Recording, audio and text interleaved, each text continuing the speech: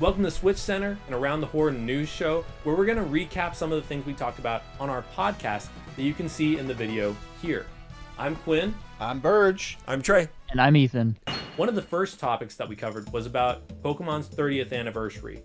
We covered how, although there could be big things happening, we really don't think that much is going to happen. We talked about the games and their decreased quality, but how a lot of their other merchandise and other products are really doing well. We've seen weird builds of Generation 10, presumably, online a lot. Now, they could all be completely fake, but based on the data mines that have happened that we've seen of beta footage of Arceus and of ZA, it looks pretty legitimate. So we might be getting a Generation 10 game this year, probably at the end of the year, but it's crazy because it's like, clearly this game is not ready. It's not finished. But it's the Game Freak agenda. Has that ever stopped them before? Right. I don't think so. Last year's, or 2025's, Pokemon World Championships had an insane production value that we haven't seen before for Pokemon Unite, for VGC and TCG. A huge stage, big lights, and they've even announced that this year, 2026, is going to be happening in San Francisco, California, and it's going to have that same huge stage along with a separate convention center, Pokemon XP. So they're squaring up for something huge. Okay. They know that we love this little guy, so he has a fancy new animation kind of rolling around with the Pokeball, looking real happy. Like, Body positivity only when they can profit from it. I don't even need to look at it, and I was just like, that's gonna be really cute. I can't wait to see That It's like Pikachu 5 to play on minutes, 5 nostalgia seconds. while they're pumping real Pikachu full of Ozempic, that's disgusting. I think we need to be better It's a rug than that. pull. The games might look horrible. Yeah. I'm not arguing for that, but clearly they're trying to put in a lot of effort in other areas. And so I think that's kind of exciting. I don't think it's going to be anything game-changing for the 30th. And we also cover a couple different avenues that Pokemon is receiving their revenue when releasing these games. We talk about merchandise, we talk about the trading card games and mobile apps as well. That's contributing to the overall revenue that's going into the 30th anniversary, as we talk about in this episode. They say the trading card game, physical and digital, makes them the most at about 31% of their revenue. There we go. 31. Did you say 87 30, million. 31 or Wait, 35? Wait. 31%. Okay. Their second highest is not console games. It's mobile games. Really? They do have, I mean, they've got quite a few mobile games, especially if you count Unite in that group. And the 23% from Unite and Go derived earnings. Whoa! And that's not even the TCG app, is it? No.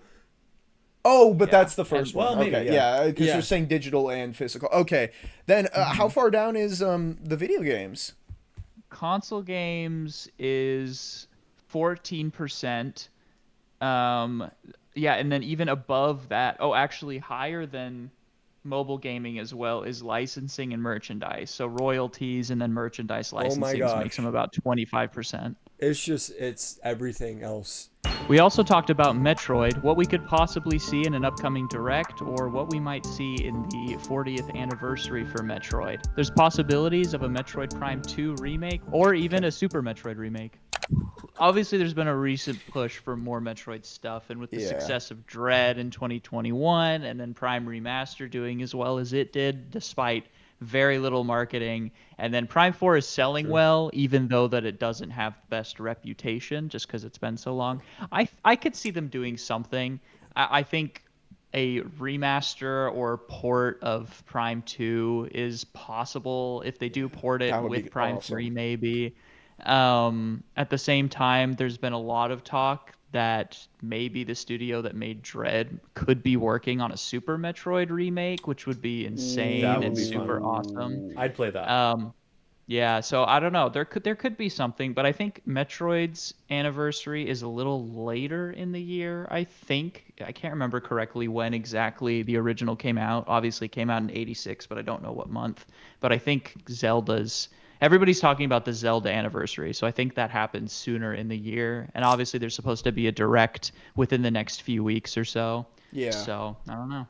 And to round off our discussion of game anniversaries for Zelda's 40th, we talked about the possibility of an Ocarina of Time remake that would tie into the upcoming Zelda movie, as well as the new Lego sets.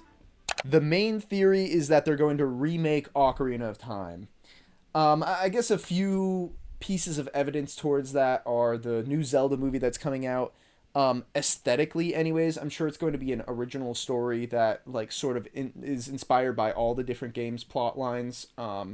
Since every Zelda is like a reboot in a way, they all have different characters named Zelda, different characters named Link.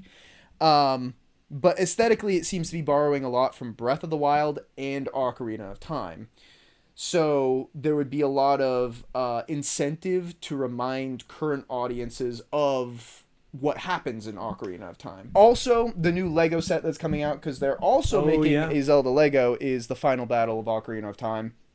So there's a couple things that would that would imply that we're getting an Ocarina of Time remake. And a lot of people say, well, wasn't there just an Ocarina of Time remake for the 3DS? And then they say, you foolish unk. There was more time in between when that remake came out and today than there was between the original Ocarina of Time coming out and that remake. That's crazy. Feel old yet, liberal? I do feel. I am. You know what? Unk. Someone just said that to me the other day. Liberal? No, unk. Oh, okay. Feel old? Feel old, unk. Hey guys, thanks for sticking with us for episode 1. I'm really excited to see what this turns into, and we're excited to have you along for the journey. Absolutely. It's going to be a fun time. Catch us every week on whatever day we decide to post these. Put it up here. Or bi-weekly. Like We'll Thursdays, bi-weekly. I don't know. If you have any suggestions, put it in the comments. Very much. We want to hear what you guys want to have us put in the videos, because that's the most important part. We'll keep our eyes peeled and our ears open. And our wait, that was actually the right way of saying that. That's pretty. You were trying to do it the other way around. We'll keep Yeah, our that- hearts hard and our ears closed. Fantastic. That's what I was looking for. Yeah. All right. Love you. Bye. Bye. Bye. Drive safe. That's a good point, because what is Nintendo going to do with Diddy Kong?